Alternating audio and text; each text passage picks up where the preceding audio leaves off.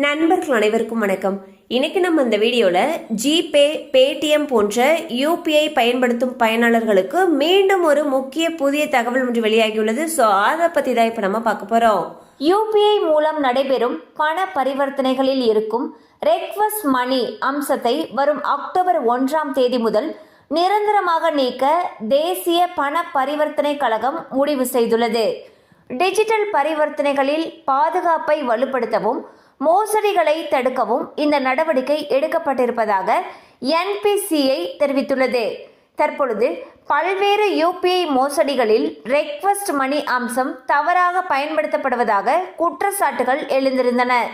இதனால் வாடிக்கையாளர்களுடைய நிதி பாதுகாப்பை முன்னிட்டு இந்த அம்சத்தை முற்றிலுமாக நீக்க முடிவு செய்யப்பட்டுள்ளது. ஸோ பார்த்தீங்கன்னா தற்பொழுது யூபிஐ டிரான்சாக்ஷன் தான் அனைத்து விதமான மக்களால் பெரிதும் பயன்படுத்தக்கூடிய ஒரு பண பரிவர்த்தனை முறையாக இருக்கு. இந்நிலையில் யூபிஐ ஆப்ஷன்ல இருக்கக்கூடிய ரெக்வஸ்ட் மணி அப்படிங்கிற ஆப்ஷனை அக்டோபர் 1 நிரந்தரமாக நீக்கிறதுக்கு முடிவு செஞ்சிருக்காங்க.